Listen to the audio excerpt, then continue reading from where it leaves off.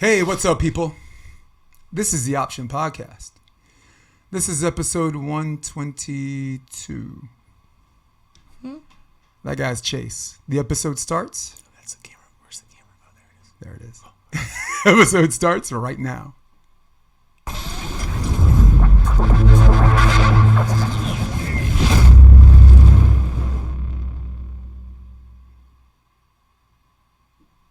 Let's go, Chase.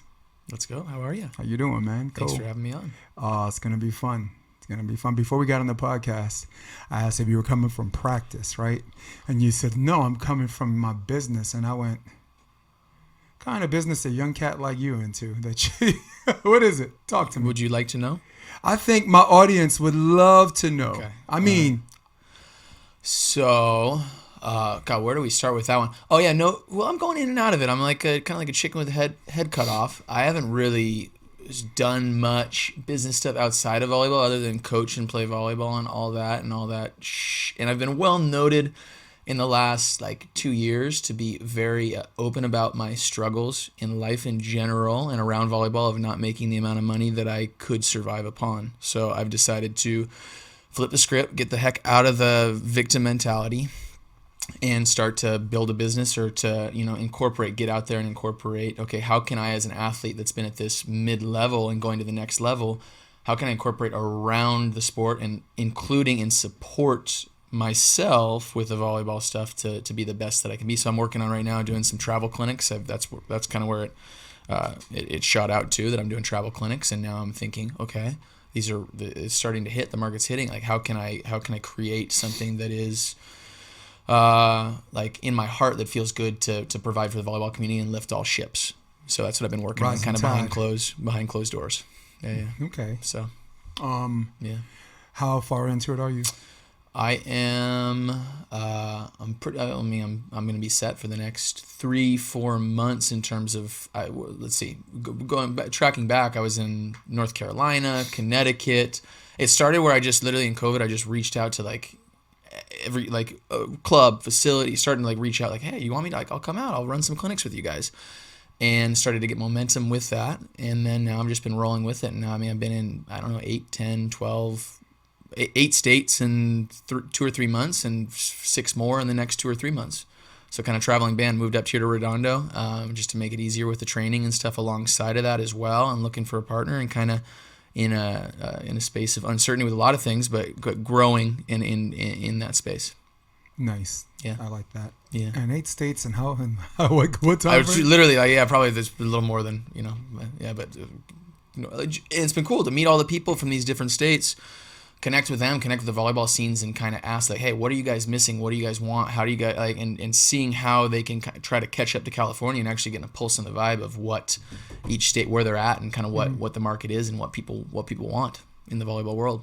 Well, the biggest challenge for beach volleyball to me, and it has always been, and I've been highly criticized for it, and I guess I care somewhat, but not that much. When there's something people perceived to be a lack of inclusion. At some point, they're just going to say, kiss my ass, I'm going to do my own thing. Texas has done that. Louisiana, New Orleans versus all y'all, they got something going on, Florida. So what you're doing, unwittingly or not, and I think at some point in your journey, you're going to realize this if you haven't realized it already, or if this is your intention to begin with, you are making beach volleyball as this inclusive thing. And then when you have this inclusive thing, you have fan interest. And when you have fan interest, they start following you. And they start following you, you have bigger venues. And when you have bigger venues, there'll be more tour stops or de facto tour stops. And if there's more of that, that's more money for you. Right? Like people say, AVP doesn't pay much. You only get that to show and this and that. But consider this. Let's say there were 20 stops. There are worse things you can do for $60,000 a year. There are worse. I'll say it again. Where's the camera? There are worse things you can do for $60,000 a year. Some of y'all, that's more than y'all made. That's more than your annual salary you've done your whole lives. So, all right. So, I like what you're doing. I'll highlight some people. I like what Evan Corey's doing. Evan Corey's moonlighting coaching. He's a little bit of a young cat to be, I guess, teaching people things beyond X's and O's, right? Mark Burek, traveling circus. Better at beach. Traveling circus, just mad respect, great feedback. So that's for the people who are active players. Because California, we only care about pros and juniors, right? Mark has this adult program where, like you live in Redondo, right? Is there another adult camp or clinic that's even remotely close? Not that I know of, right? No. Yeah. You got Sigler doing something south of the Bay, but that's Rattledge for Taco Rattledge Tuesday. down in Huntington, right? Volley OC. Boom. Yeah, that's one. That's for fun. adults. For adults. All right, Rattledge. Big market down there for that. Other than that, adults that are interested up in this area. No, most people are just going down to the beach and having a couple beers after, right? They're not really super interested in the learning aspect of it. But these places, like I was just in Texas, hungry. People are hungry for learning. They're hungry for people to come out there and to get the coaching from here that we have. That's highly saturated, or a lot of knowledge out here. So it's cool to differentiate. That's what I've been working on too. Is it's my business is called Flight School, and my intention behind it is obviously at the end of the day, it's like philanthropic. In my heart is to be philanthropic and to give back to the kids and to get through it. But I'm just going through the tough stuff to actually build a business that's more of the to get there and learning the realities of it. That it can't just be this bleeding heart to get to that point, and figuring out how to set up the business and go through the tough stuff of doing that to make it that you're an honor to hold that space for that from your good, that you're actually creating it. So that's my intention with that, and intention alongside that to share, grounded from who the heck I actually am and what my experience has been in the last 5 years of the sport. And a lot of that has gone to mentality. Like I'm doing mentality workshops and working to now see what do the people, how can I put it in a holistic manner, the game of volleyball, and make it less like, you get on the court and you hit the ball around, and then how can this be a learning growth thing to get in your body, to be more mindful, to be more in your heart, to just the whole thing, to be more aligned as a human being through the lines of the volleyball courts. That's the intention of the grand intention of my business, but it's just kind of taking shape. It is taking shape, and you're going in areas where you're bringing food to people who are actually hungry for it. That's important. And particularly in your wheelhouse of volleyball, which is beach volleyball. All right, indoor volleyball, Texas, they're okay, they're good. Indoor volleyball in any Big Ten school, good to go. Because right now, on the Big Ten network, they're the third most viewed college sport. Third only to men's football and basketball. They're number 3. That's big. Yeah, and that's big. And so are they, because if you have a school at Penn State on the east and you got Nebraska, I think they're doing their job to elevate indoor women's volleyball. Indoor women's volleyball, I think, is as hard as it's ever been. And in fact, the NCAA finals, that was the largest. That was the largest championship crowd. Who during the COVID era? Who did Wisconsin beat? I didn't see the other. Nebraska. They play. Oh, it was Nebraska. Nebraska, who came in as a 10 seed, but we know, we know when you're at 10 or higher, and you're playing your best volleyball at the right time. Right. No one thought they'd beat Texas. I did because I saw you're an indoor player and you can appreciate strategy. I saw Texas was more of a, let's say you run a 31 or like a back one. Texas is more of a move the middle with a middle, where like Penn State and some of these schools, they have the outside blockers soft zone it and the middle moves to a certain point and stops. And you can tell in the first set, Texas moved. They ran a 31 2 times, or the girls call it a B set, right? And the middle moved with it. In the very next play, they didn't even run a back row quick. They ran the OH.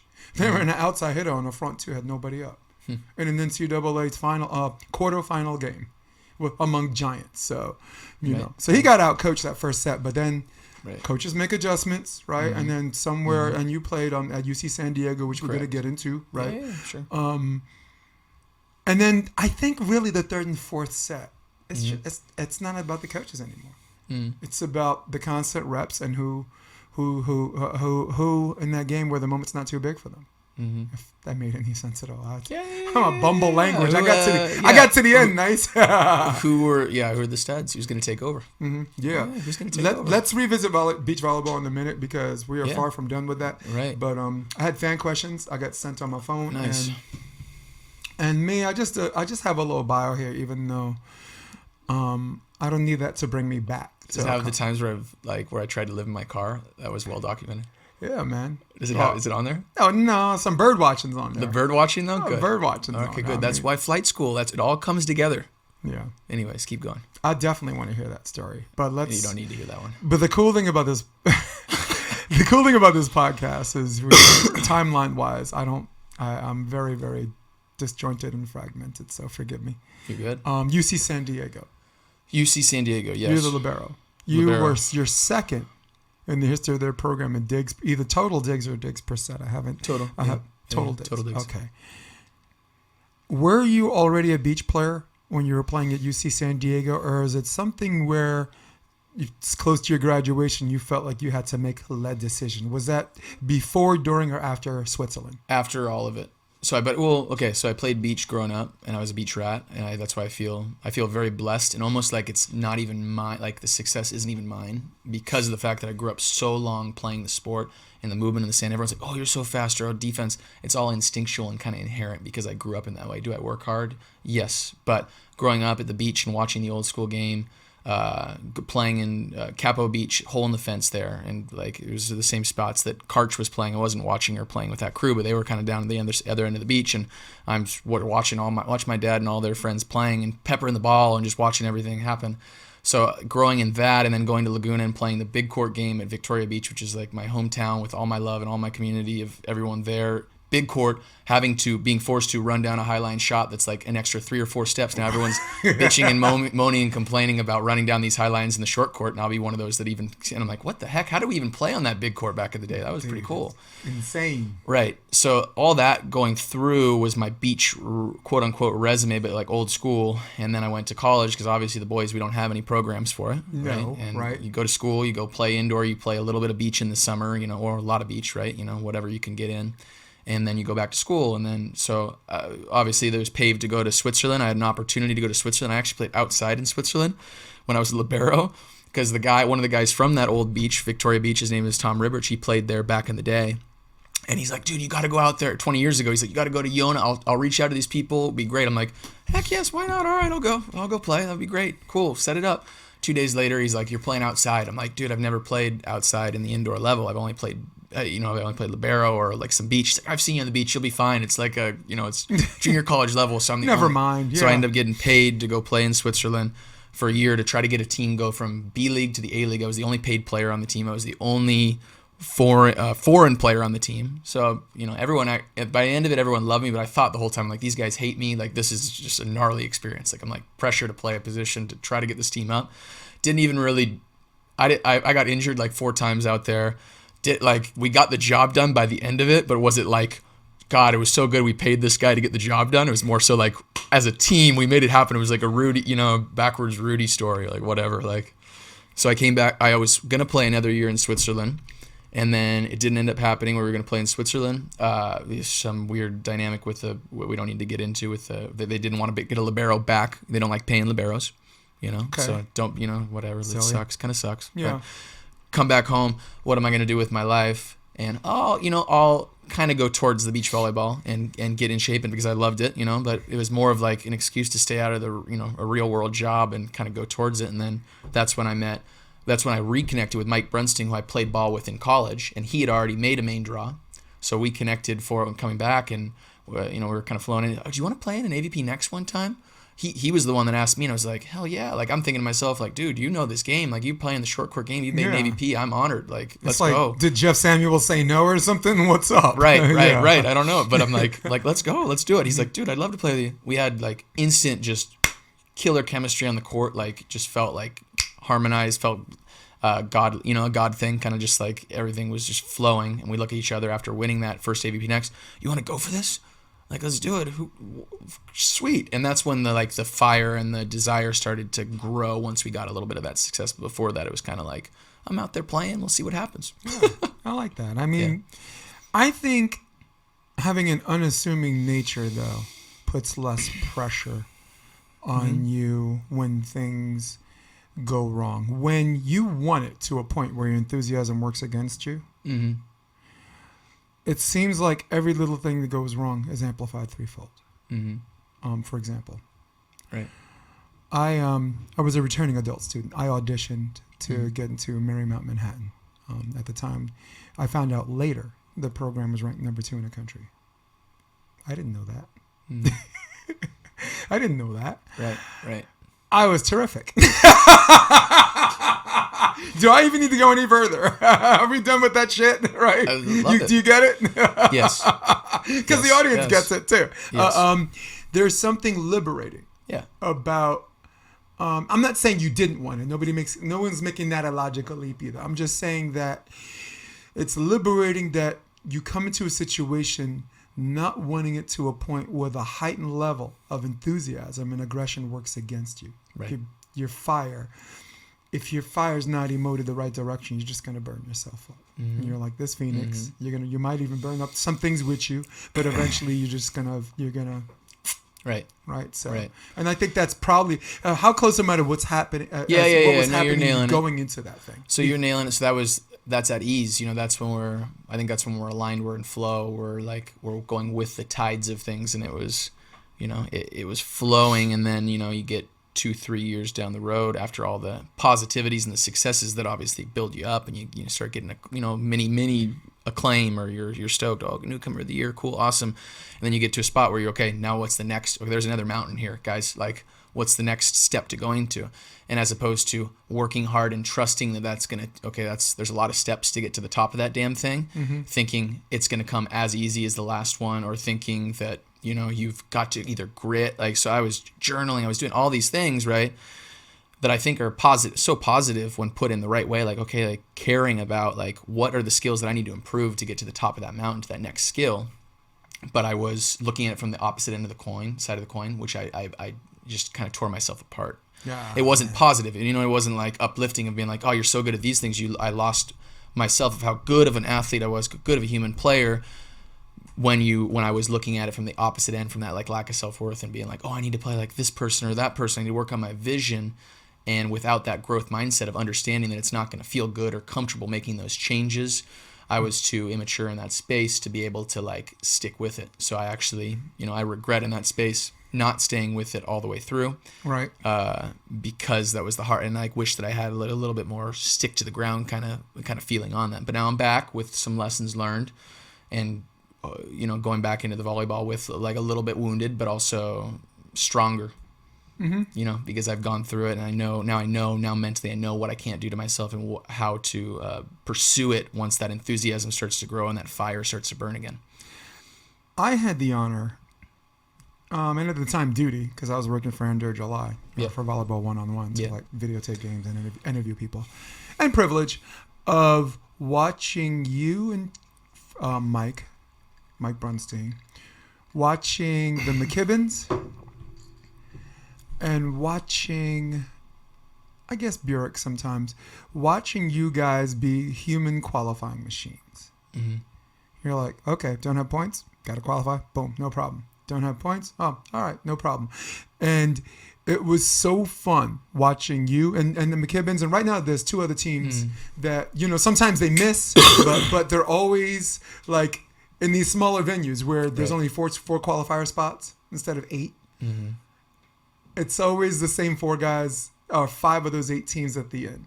Right. And so I feel like I got to watch a lot of that growth, albeit from the outside looking in, but because I've been doing this for a long time, I saw a lot of that. Right. I saw a lot of what you were talking about, and I've always wanted to ask that question because it's a confirmation bias or whatever, maybe it serves my ego to think about what I know and what I don't, but pretty fun, but.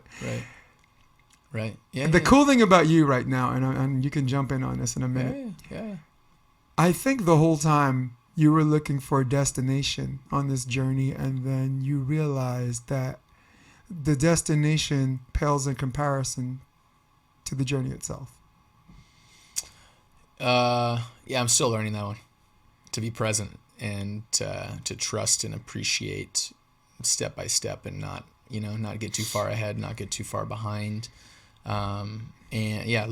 So do I have all the answers on that one? No. Do I slip out of consciousness to get back to that stressful space? But for me, it's just letting it all flow and allowing it to take me, and letting go of some of that letting go of control.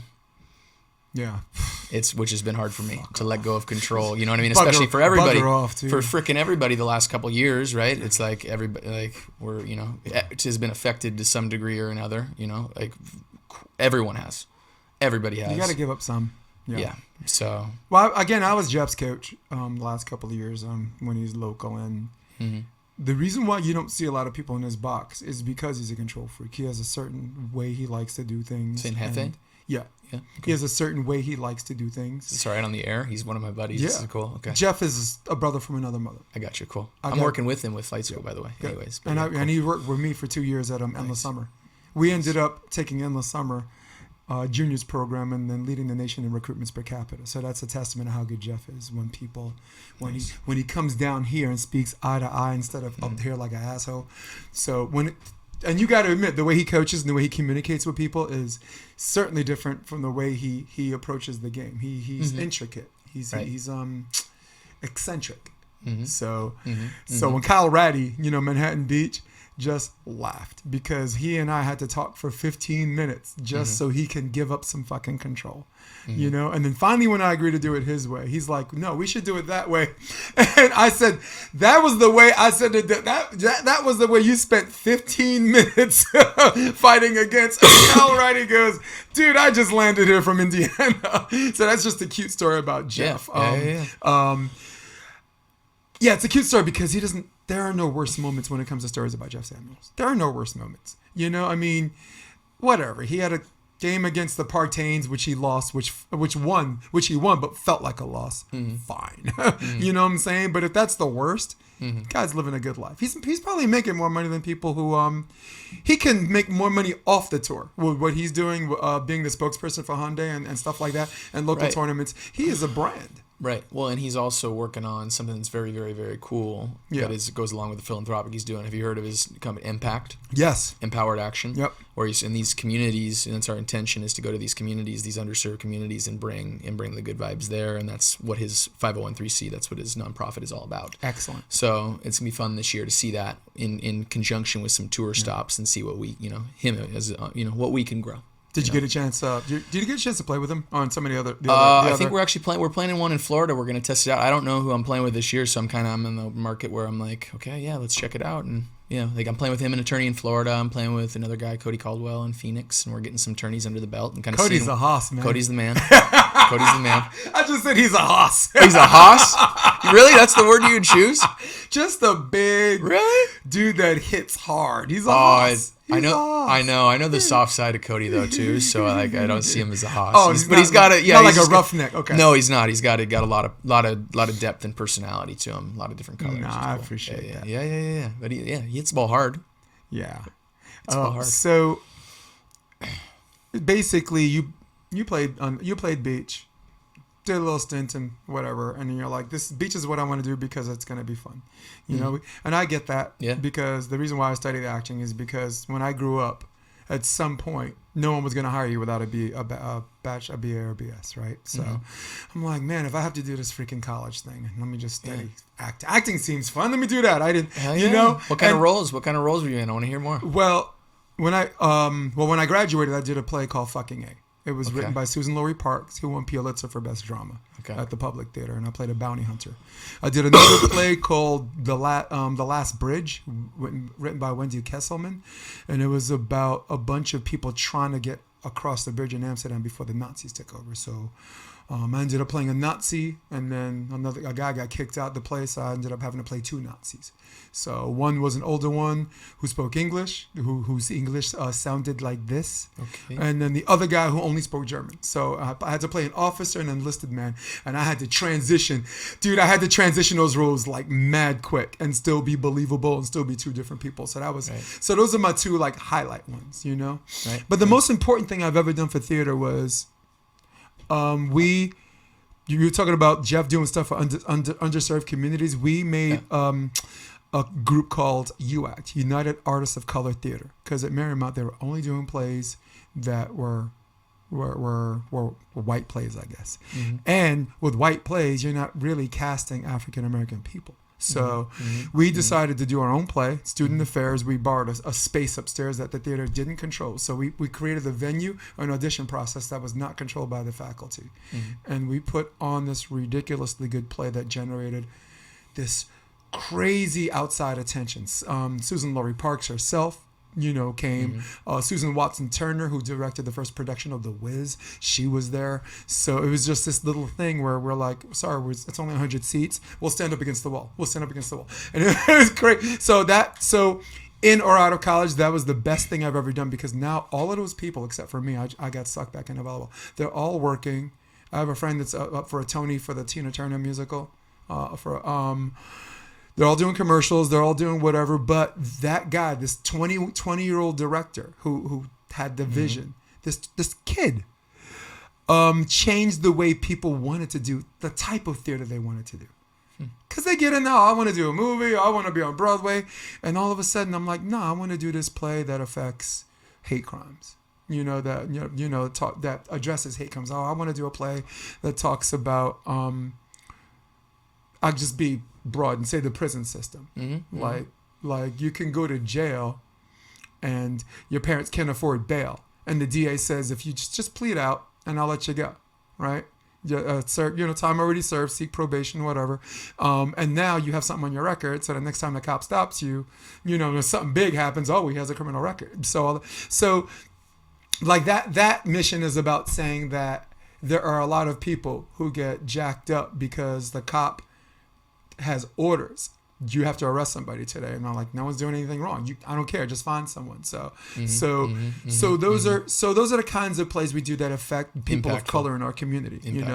And where's my investment in it? My mom's African American, so I identify very much being African American as much as I do white. We had this conversation about fairness, like you were talking about. That's where it comes from. If you're both, you ain't really got a whole lot of choices. Right. Grew up on Flatbush Avenue, seeing a whole lot of that stuff, And we're on the podcast, and I talked about personal experience with my mom and other people. So that to answer your question, that was the best work I've done was actually inside of the school. I'd done plays for 5 years, and then City College called me. I took the men's NCAA job, and that was the year like the like the financial thing just. Right, the whole country just went to hell financially, and I really needed the money. So, and City was paying me handsomely for that, and got a bunch of. Go ahead. I love that you can see both sides of it. It just feels like a very grounded spot to be in that, right? And I feel like if all of us could, have more of these conversations, right, or connect on it.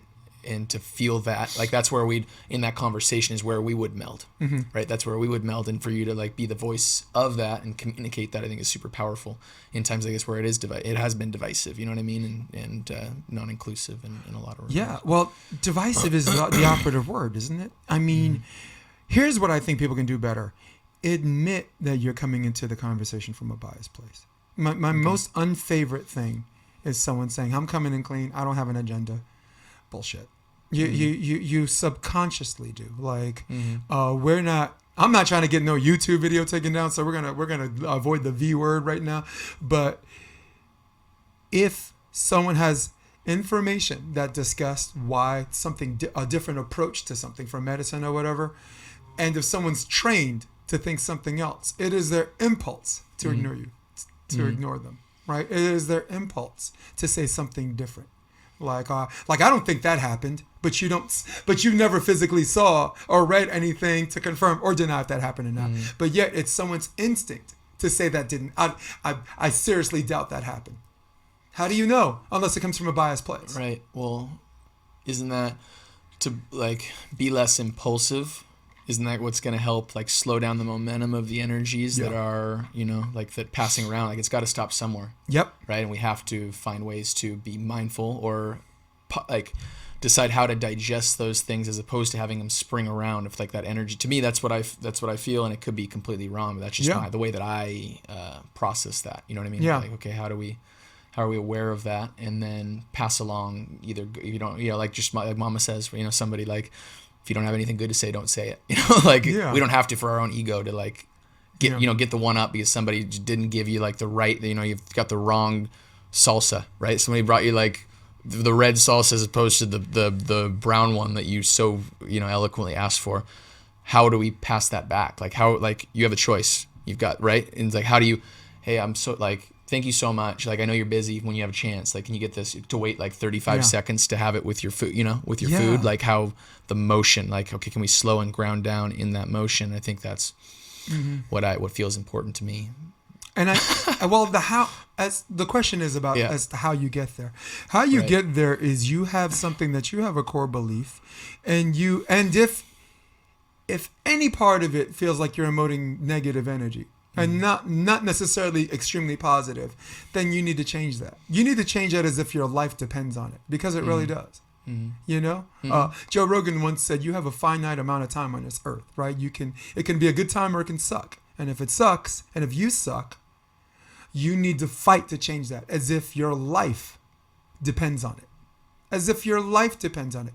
What you're doing right now, you're talking about traveling around, you're doing these clinics and this and that. The thing that will draw people to you is not that you're a knowledgeable beach player, but because you can come, just because we talked about Jeff, and I'm going to say the same thing about you. You can come to a kid, a junior or an adult, and if they're short or tall, you come eye level right here, and you talk to them like a man, and they receive you, and they feel like that you having a conversation feels like they have self-worth, and if you can emote that, then all of a sudden, through volleyball and what they're learning, somehow, some way, they become better people. They pay you to coach. Caring is free of charge. Caring is free of charge. And you strike me as that kind of person. Of course you need to make money. I mean, I'm not an idiot, but your ability to care about the work you do and the way your light shines and the way the level of enthusiasm and excitement that you talk about your sport and that you echo the sentiments of your mentors and passing that knowledge as it was passed to you is going to help you be a better man, and to help the people around you galvanize and magnetize towards you. I can't believe I just said all that. We're talking about volleyball, man. Someone has a question. Someone have a goddamn question. Oh, what was the first time you made the main draw? What was your first main draw? 2000. God, it's getting hot in here. I don't have a shirt on. Motherfucker. You want me to go get you? Woo! Only if it has your branding on it. Only if it has your branding. Nope, I can't do that. No, I got one. You're good. You're totally good. We're good. We're good. Because it is just boiling in here. A lot of hot air escaping both of us. A lot of hot air. Look, 2016. 2016.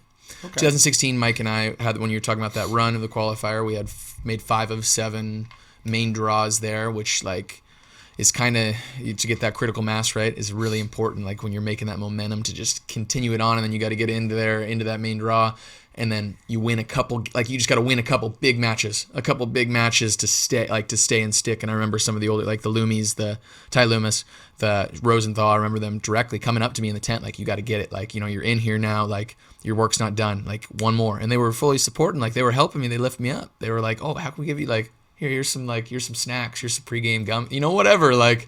So that was pretty cool to have that on that end of it, of all the support. What was the fan club you had?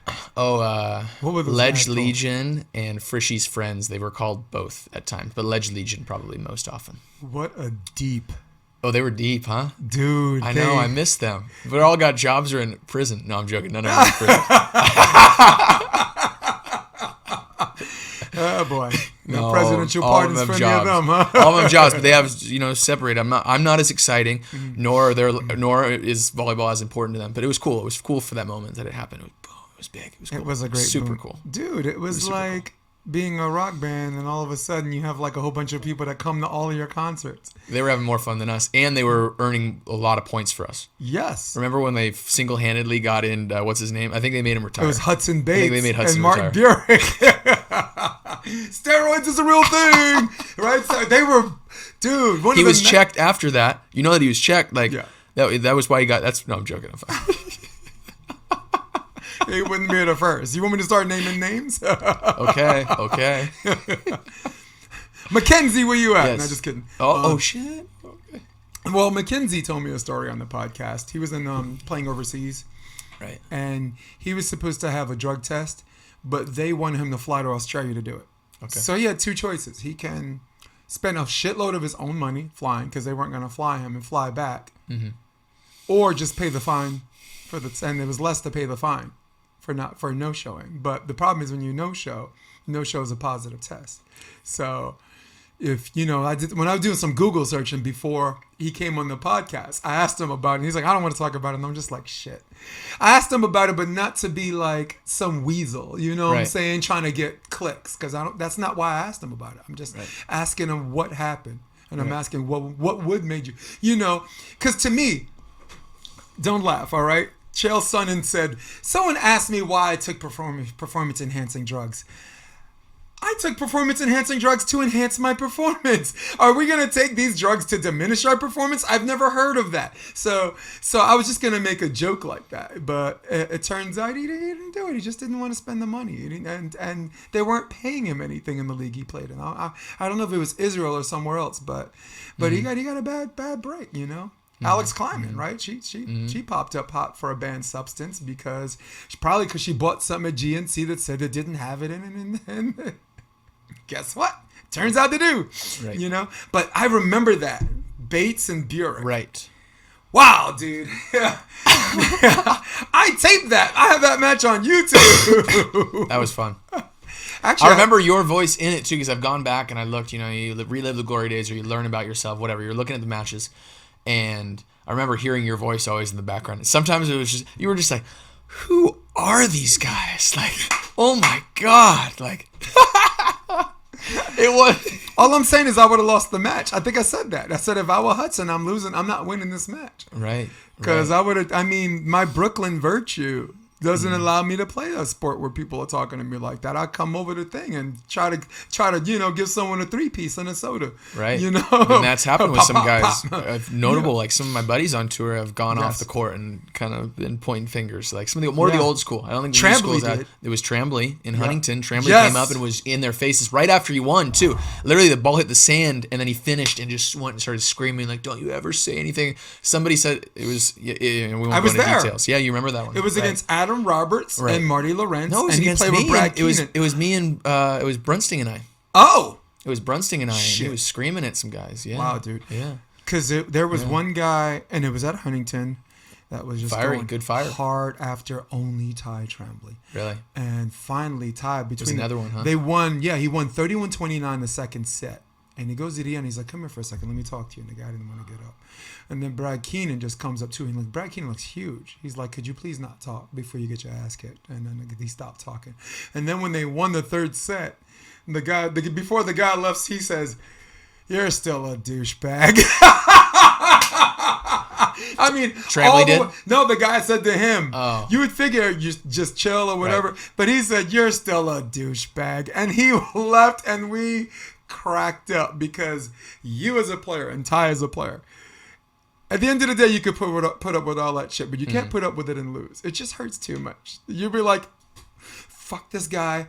But if I win, it's okay because I could just go to the sideline and it's just noise and you can just smile, Yeah. So I take it out on inanimate objects. Like I've ripped out a line before. I pull on the net. Like it's more like just childish outbursts. Yes. Like the umbrella. Like give me the most tame human being. Tame. And they're gonna have that tantrum. Yeah. Madison McKibben kicked a ball when he was up 20-18. Kicked a ball. So it made it 21-19, and then the red card made it 20 up. Playing against Hagen Smith and Travis Muir. Lost that first set. And when you lose that first set, now the third set, and right to 15, the better team doesn't even win. It's like whoever's hot. A game that they could have just won 2-0. And that was it. Because they blew. You know what happens, right? You lose the first game like that. You get angry. You're the better team. You get angry. You blow your wad the second set, and you win by a lot. And then it's like, still got one more. So who are your So you're right now. You're moonlighting partners and just trying to figure that out. Yeah. It kind of.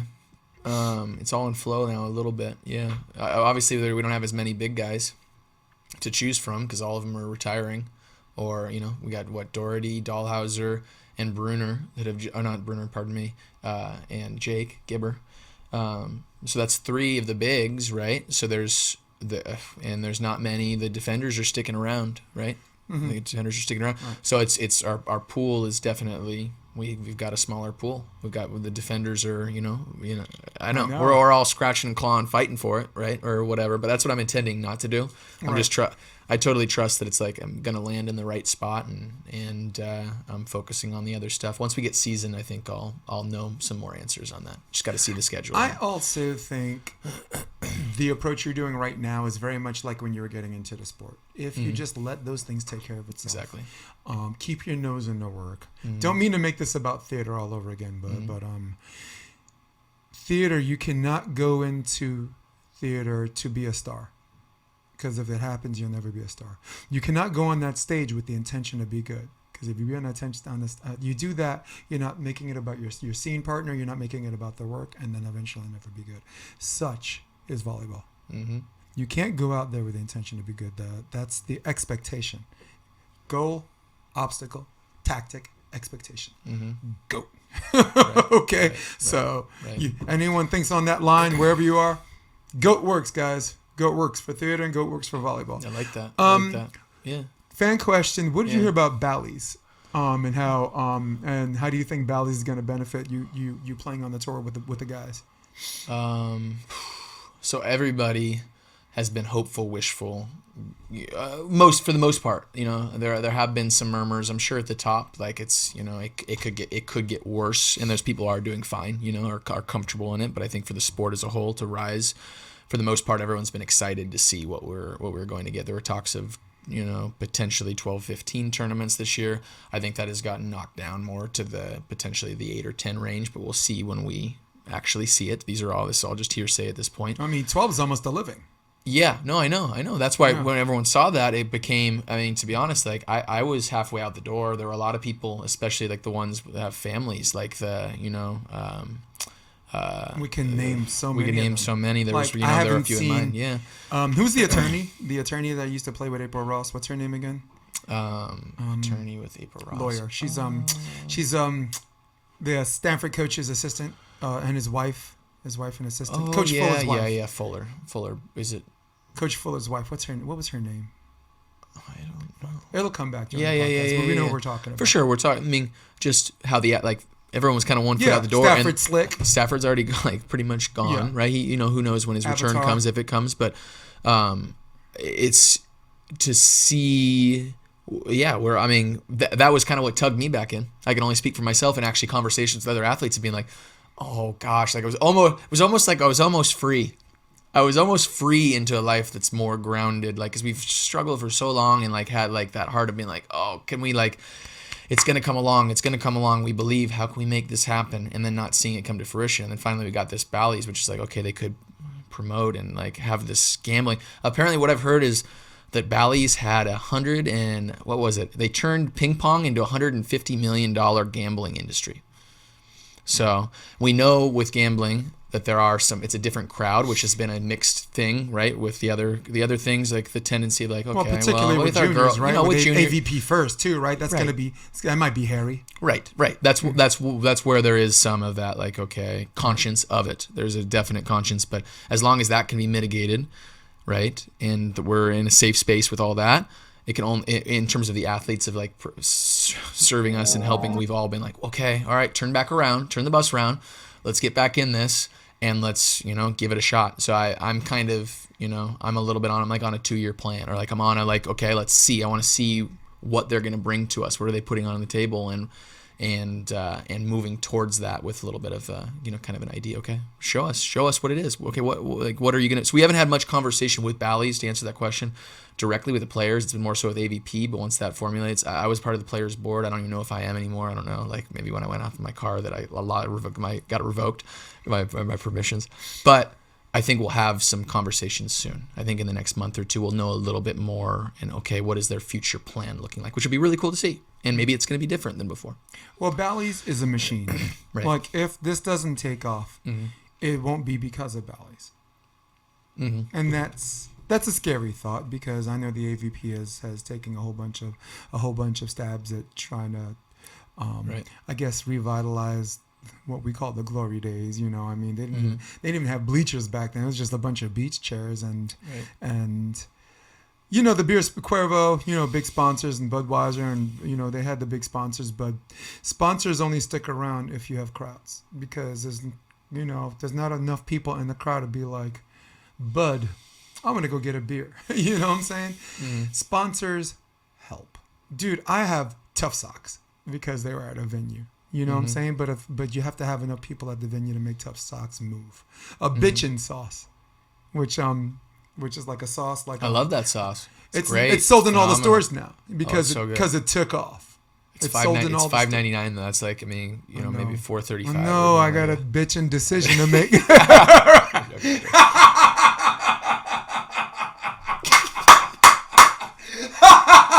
do. Oh man, this sauce is bitchin'. I only say but laughingly it's also $5.99 because I saw it in the store yesterday and I went, yeah, I don't know.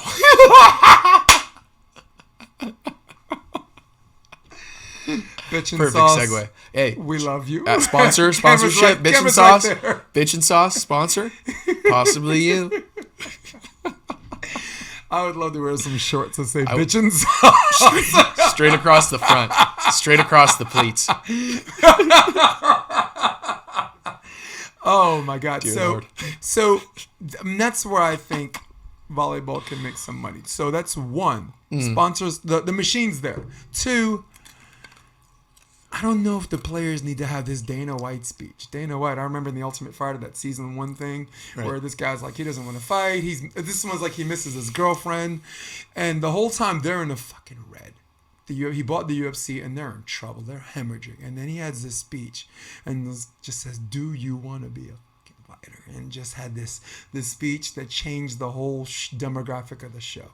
Next thing you know, they're getting after it, and then the finale was on Spike TV, and then everybody's calling each other, "Yo, these two white dudes are punching each other in the face. You know, you got to take a look." And then Tough won. Right. Almost instantly brought them from the red to the black. And now here they are on ESPN and this and that. So I don't know if someone needs to go to the players' tent and say, "Do you want to be a fucking volleyball player? Do you want to do your homework? Do you want to watch video and not go on a center court game or a court 1 game where you're feeling each other out and the people are waiting for something to happen, and will they wait around long enough for it to happen at the end? Or do you do your homework where there's some games you could just come out banging from the block, man? You know this. And there are games you go to and you see the first 6 plays. And you already know how it's going to go because you've seen them play before. And all right, next court. I'm going to go to the next court. So if you feel that way as an experienced player, and you know what I'm talking about here, and I feel that way as a longtime indoor player and now coach and commentator, how do you think someone someone we're trying to get interested and bring into our sport, when they walk by a court and they stop, I want to watch this, and they see a couple of 3 plays, and they're out. Get after it. If you're that personality that's extroverted, be extroverted. If you're like Phil, or if you're introverted, or guys like Karch where your play does the talking, that's a great mixture. Those are the things that made volleyball popular. Karch was in that golden era of volleyball. Did you see him? You didn't really see him start to rage out until the end. Did you see that video where he tore down the net system? Where was it? It was out at Rhode Island or something like that, right? Dude, that ref had to jump off the ladder to save his life, dude. Really? I gotta find it. You're gonna pull it up? I gotta find it. Okay, while you're doing that. It would be podcast malpractice for me not to at least look. Yes, find it. Go ahead. To that point, I think Bally's can provide that, or can provide the context for it, because I've heard there's gonna be some like kind of prop bet opportunities, and that's gonna give more personality to the players, right, as well. Yes. And some fun things to know players by, oh, that guy's such a good blocker, or this guy's a good defender. Oh, I want to see how many digs this guy can get, and add some kind of a fun allure to that, and something we can advertise with it. I agree with the personalities of, you know, busting through and having people, like, you know, and that's the thing. Have we done a great? Has the AVP done? AVP doesn't feel like it differentiates the personalities, and that's they've provided a context for us to do so. But I think us as players, we've got to roll with it and like create these characters that we want to be and who we are, and access that and like bring that to the fighting ring, right? Yep. I think so. Here it That's is. our Check it goal. out. Here Let's it see. is. I got it. Check out the screen. 6. Championship point. This is definitely it. For Smith Stoklos. There's a monitor behind Oh, you is it too. with a double too?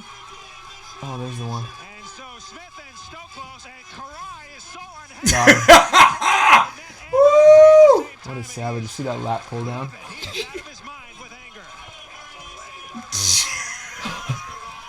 Losing it. Nature Just absolutely losing it. comes out. What do you think's going through his head right there? What do you, like, Nothing. Red.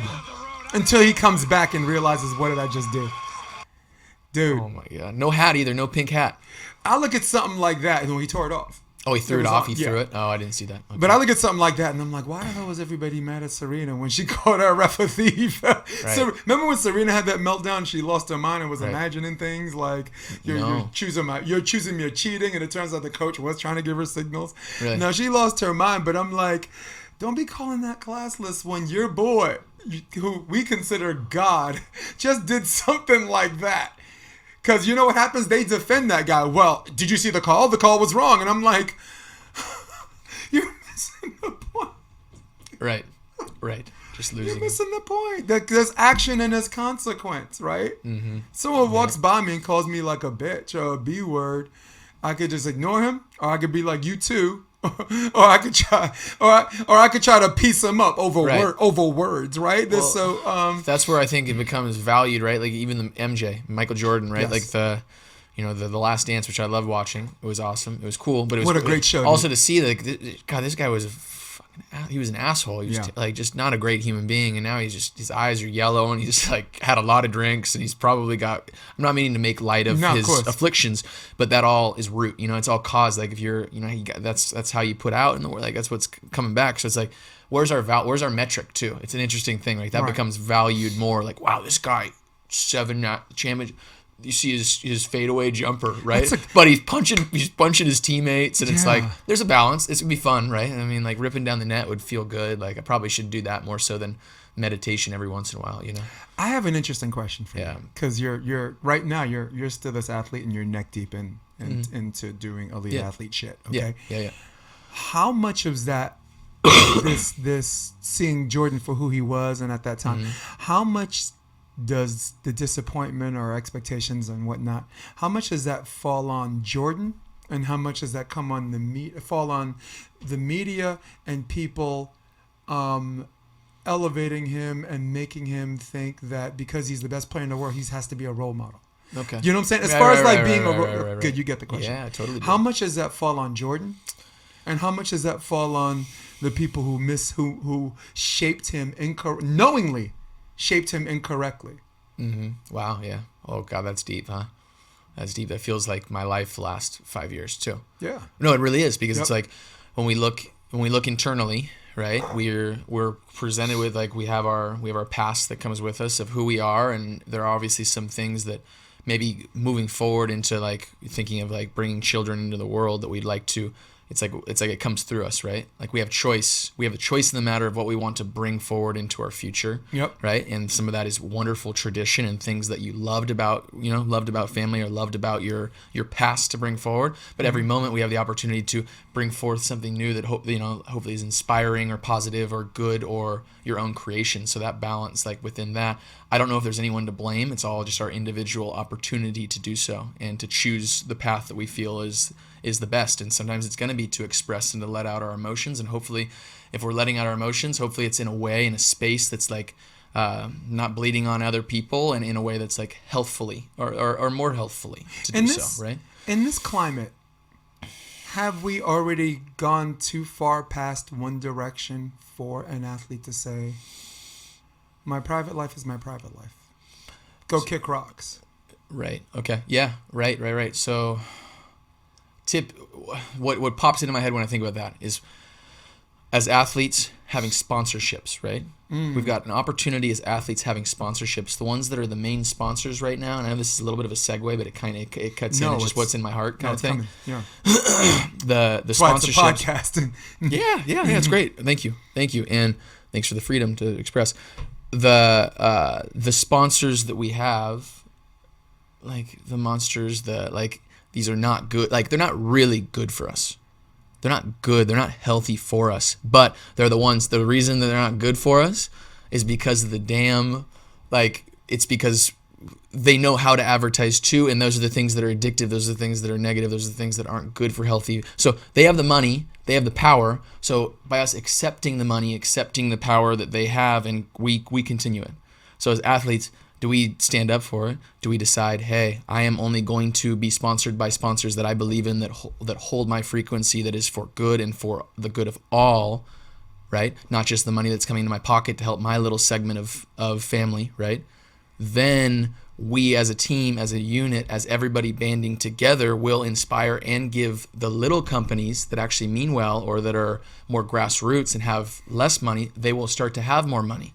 But we have to break down that foundation, shatter that shit, so that those little ones from the grassroots can spring forth. And that's an individual choice, but hopefully we band together in unity to make it. Yeah, and I suppose it is an athlete's right to talk about not throwing not throwing stones if you live in glass houses, right? Like Grand Theft Auto, San Andreas, old video game for PS2, they're doing this commercial, right? Like when you're in a car, you listen to radio stations, and the commercial was Redwood cigarettes, and at the end, official sponsor of the San Andreas Marathon. You know what I'm saying? McDonald's sponsored the Olympics Games, and this and that. Oh, right. Like somebody Karl Malone's holding up a sandwich. What I'm trying to say is if the public is okay with people taking that money, it's like CNN taking Pfizer money, right? Right. Why isn't it an athlete's right to say, look, to quote Eminem, I can't be a Superman. I can be an elite athlete. I'm here to play a sport, and I'm behaving myself. I'm not committing a crime. I don't want to do this for kids. I don't even like kids. You know what I'm saying? Right. So, and that's where I think I'm defending Jordan a little bit. No, but to me, if you're hitting people in practice, I think they're just scared of you enough, or they're not going to hit you back. Even though Steve Kerr, I heard he got pieced up, but he stood up for himself. He's a little guy. Right. But Jordan was beating up big people too. I just smile at that because Jordan did that in practice to his own team, but when he played the Knicks and he played the Pistons, let's have all that. He had some of that rage at Xavier McDaniel, but he raged out and then he calmed down because he knew. Right. He knew the Knicks would have pieced him up. They were like, all right, no, say that again. So you have to come to the rim. We are defending the outer marker. You have to come into the rim. And this was before the flagrant foul was introduced. The flagrant foul didn't come until 91, which is why people praise Jordan. Come to the rim. Because if a ticky-tack foul is the same 2 free throws as me clotheslining you out of the air, I'm good. But then flagrants changed that. And the Knicks didn't care. Flagrant, okay, you're ejected. Gotta go. You know? So I guess what concluding this whole Jordan thing, it was very, very unfair to talk about this guy as a role model for kids when he just wants to play basketball, and at night he wants to gamble like an adult, albeit with that kind of money. There's levels to that too. That was crazy, the amount of money he spent. You know, because that's what they're thinking, right? Oh, you could have fed so many starving children. You just blew $2 million in a casino. That's that man's business, dude. Off the court, you know, and that's always been the ambiguity of having this elite athlete. I mean, I don't know. What do you think? Like, there's a difference somewhere between not committing a crime and just spending all your time making yourself a better human being. It's just a guy who wants to play volleyball too. It's not. There has to be a balance. I'm trying to say. Yeah, totally is. I agree. It doesn't have to be complete. You know, it's not like completely selfish or bending over backwards for it. You know what I mean? I agree that there is, that energy. Like that should not be micro. I agree. Okay, so I'm following you of like putting under a microscope these actions, right? That like whatever the $2 million to him that he loses in that casino versus maybe he's got $20 million over here that he's doing whatever good things or positive, like, and that becomes the more heightened. I could feel like that. So it is hard. I could imagine it being very hard to be in that much of a spotlight with that.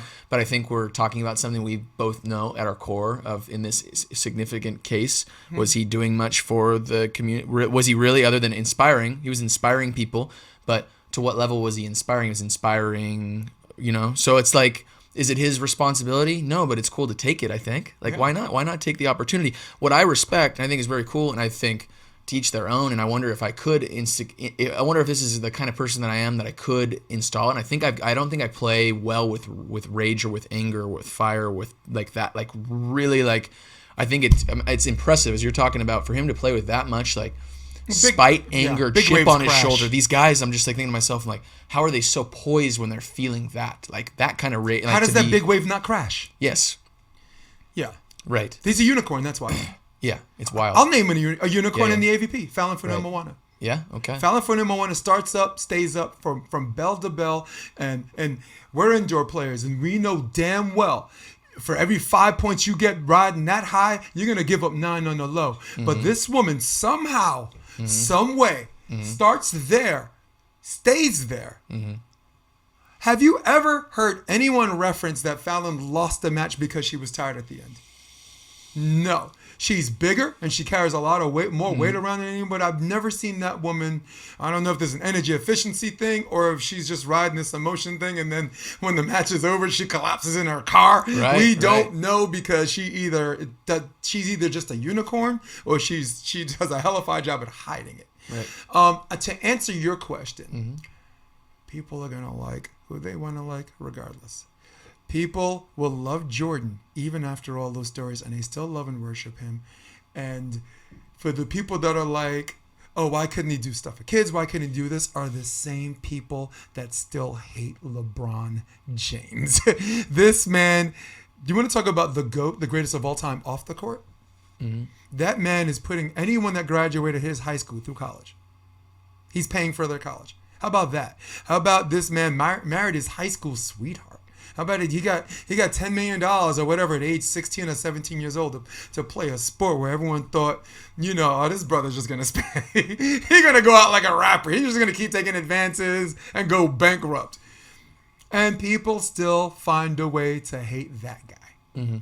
And that's and a lot of those people for the same reason, like Jordan. So Yeah. I hate to be lazy and say haters gonna hate, because it seems like this lazy answer, and I feel like I've taken us off that, and I'm sorry about that. No. But that's a truth to it. caveat. There is a truth to it, for sure, absolutely. And I haven't been a huge LeBron fan, but I think I need to I need to give him a little bit more of a chance within that space. Yeah. I would like to, with all the things that he does good, because I do respect that. I appreciate that when people can be balanced in that way. But then when you see it, he's almost too humble, right? Because at the end of the games, he's giving up shots. And you're like, that's fake. Kind of like, I know you're doing that because the cameras are watching. It's not believable. I get why you would dislike that. Yeah, I don't know. Well, yeah, potentially. Well, but haters are also created too. I'll give you an example. April and Alex, right? Playing their best beach volleyball at the right time won the gold. All right. I knew the whole time, the last 2 years, they were either 1 or 1A. Them and the Canadians. And then, of course, Rebecca, she has a good breakfast and stuffs herself with sushi before the finals. She's good to go too, right? Rebecca and Patricia. Brazil, yes, from okay, Brazil. Okay. If that girl's eating in the morning, she happy. Okay, so she could be number one any day too. Duda and Agatha. Yeah. But here's what happened when they won the gold. There was a bunch of people on social network that said this is the greatest women's beach team of all time. And when someone disagrees with that, and it's like, you can't take that away from Carrie and Misty. The person that says you can't take that away from Carrie and Misty is accused of being a hater. They're like, can't you just let these girls enjoy their time? Can't you just let they just won the gold. Why do you have to bring that up? And really the answer is the hater didn't come up and voluntarily say that.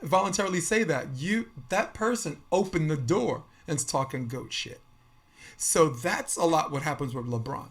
He wins another title. Is he in the GOAT conversation now? And the truth of the matter is, everyone in their self-honesty still believes it's Jordan. But I think if those people just shut up and let him enjoy his championship, they wouldn't be people. Because people think that hate is voluntary. It's not. Okay, who's the LeBron James of beach volleyball? Okay, what are let's make some some correlations here. Let's make some. Because I got some fun volleyball questions too. You're gonna fucking laugh. Yeah. The beach volley for the American team. Let's go Americans. Let's keep it on the home front here. I mean, LeBron. The LeBron would be Taylor Sander, and he just started. Okay. He's coming on. Okay. I like that. Who do you got? Who's Giannis? Who would be Giannis? It was, oh, God. Well, my Giannis would be Sharif from Qatar, but is that okay? Is that immediately? But that's not. You're So talking we're about the changing. American. No, it's good. team. I'll just give you some because I think you're good at the quick one. Here we go. Who's old school Steve Nash? Old school Steve Nash, John Hyden.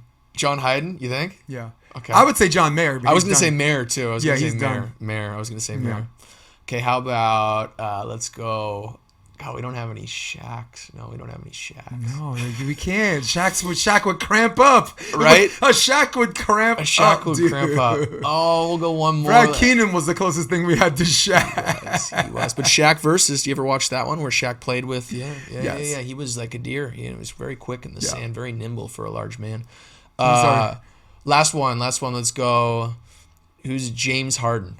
I was just Really? Who's the one that gets all the calls? The Beard? Oh, Who's Beard the one- Bros. He's Yes, obviously it's Madison obviously Madison. McKibben. It's Madison, or maybe Riley. I don't know. Riley's got more of the personality to match James. I think it's more Madison because Madison's generally not fiery unless he has to be, and you'll get a see side by You'll side? see someone incite something on James Harden where his eyes get wide and you see the Right. mouth and the beard and that dark beard. Right. So I like Madison's probably the closest. Can we get him? I would love to see that just side by side. Oh, I'd love No, to it's see all right. that It's too. obviously we'll get the editors and we'll talk to them later. Well, It's they're all the good. same height, so that they Right. not like one would have to stand on a chair, right? I true. think they're both like 6'5" or This is 6'6", true. right? This So is true. Here's a fun volleyball question Yes, for you. listening. And this came from volleyball coaches and trainers. Okay. Which is a whole nother site. You probably don't want nothing to do with. If there's a rule in volleyball that you think should be 2 fun. points, Fun. should be 2 points, what would it be? Obviously a dig, just like anytime anyone gets a dig. Bias motherfucker. How about this? How about I'll if you think get about it. 3 Come on, digs give me- in one rally, Oh, there we you go. should get 1 point. And I if you like win the it. rally, you get a second But point. then people will start hitting the ball out of bounds on the third one, yeah. right? They'll be in a bad situation and they'll hit it on the They straight have on a the ground. decision to make, right? It's Right? like, Then damn. mindfulness will come into play because during that rally, there's some guys that aren't smart enough to know that their third swing. I'm like maybe thinking of some people right now, but I won't say it out 'Cause loud. We got some dumbass volleyball players. We do. We're all Come been on, done. every sport got a dummy, Yes, right? okay. How about that guy LeBron? Who's JR? Remember JR Smith? J.R. Smith. Dribbling the ball around because he Yes. thought he had the lead. Remember that against the Warriors? Yeah. And the whole time it looked like the Benny Hill show. They're chasing him around. And he's just dribbling. His own guys head were down trying to the- foul him, right? Weren't Yeah. they? They were Yes. trying to grab him. Yes. Okay, can I answer that question honestly? Go ahead. Do you have one? Can Yes. you have one first? Because I really like that question. An ace that is clean, an ace that is untouched, by the serve receive. Nice. 2 points. Nice.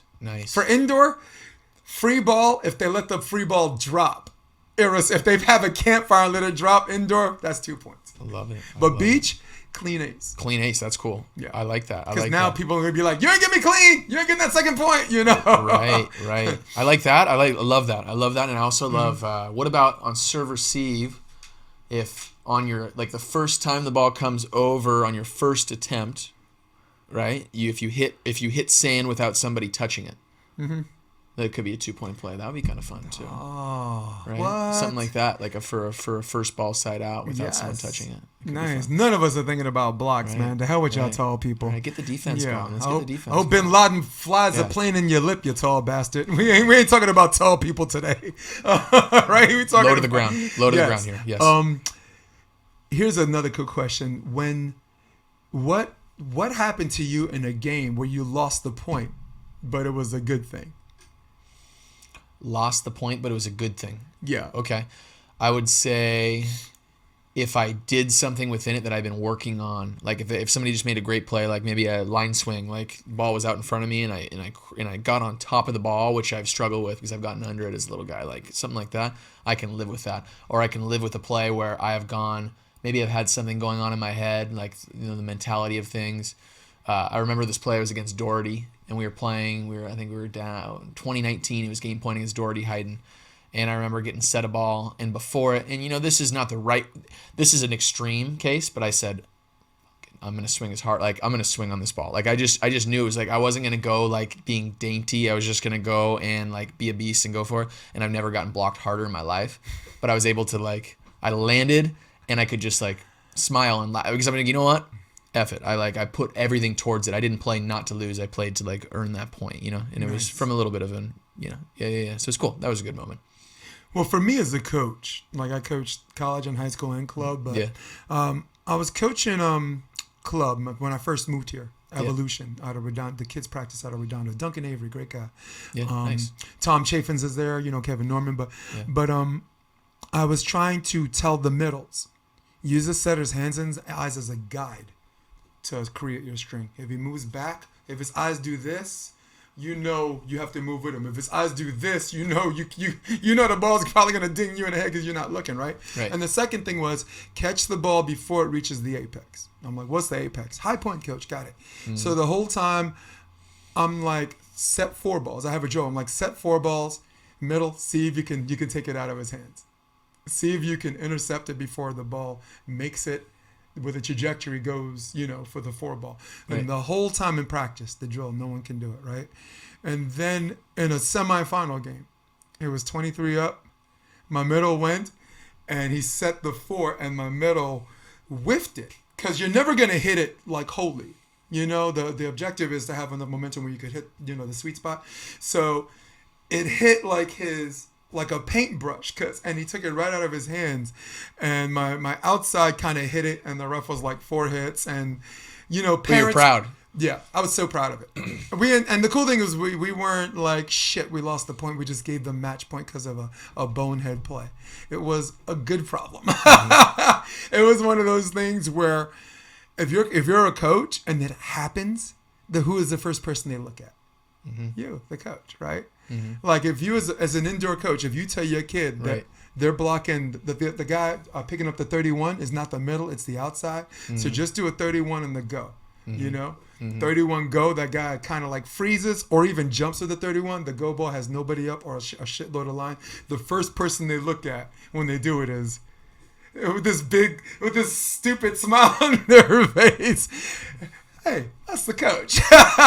Sorry, go ahead. What are you going to say? I love that. No. I love that. That's great. That's good. That's what I try to encourage my kids when I coach is, okay, we're learning a skill, and when there's something that it's like really hard to improve, it's almost like, okay, open up the court, like allow these kids to swing as hard as they can, like open up these sidelines, like let them make 10, 15 errors in a row trying to open up their arm to hit a ball cross court, because there's like some innate athleticism to allow them to, that if they have like a block to just being dainty and they lose some of this athleticism or this trust or this feel, right? So that's in the similar vein, right? Yeah. That like trust, hey, go for it, screw it, make 12 errors in a row, and there's time and a place for each, and there's time to be like more like, hey guys, let's be like focused, intentional, every touch. So the nuance that is fun in coaching, huh? It's cool. Do you think with Bally's taking over that the scoring freeze is still going to be there? I don't care. I love it. Who gives a fuck? Who gives a fuck? Come on, you're still playing in the AVP. That has to be the single best answer you can definitely give. I swear to God, I wasn't trying to trap you. No, but I don't care. I actually don't. I know. I don't care. That's whatever. What makes it so. We should go old school. Let's go back to old school scoring. Actually, that's what I'm gonna pitch. Is long days, really long days out in the sun and out in the sand. Just like let everybody just like struggle and toil on. Let's get back to this big courts and the white balls. Yeah. Would you be down for them to change the volleyball serving system into the tennis format, where you're allowed to fault? No. Where you're allowed to fault in a second serve? Oh God, that would be so boring. It would slow the game down so much. Well, if you have 8 seconds to serve, yeah, you're right. Well, it'd just be each time like you got to go back there. Everyone's gonna they're gonna run out of popcorn by by the end of the previews. Well, when I played, this is before your time. We only had 5 seconds to serve. Okay. You know, and when they had 8 seconds to serve, what that really means, let's be right, that means 10, right? You're going to have some guy holding the ball. Even indoors, even worse. Dribble. Hold the ball in front of you. Stare at the ball in front of you. Toss, finally serve. I got a yellow card because I was coaching at Baruch with Justin Stack, and we had a guy from Deauville that was doing that. Or was it Concordia? Holds the ball, and we on the bench just started counting. It's one. There was we call it a loud whisper. 1, 2, 3, 4, 5, all the way up to 13 seconds. And we did it the second time. The down ref told the top ref to give our entire team a yellow card. Is the rule that when it gets in the server's hands, when does When the the clock whistle's start? Oh, it's when the whistle's Right after blown. the whistle's blown. Okay. You should not take 13 seconds. You want to talk about shit that's slowing down the game?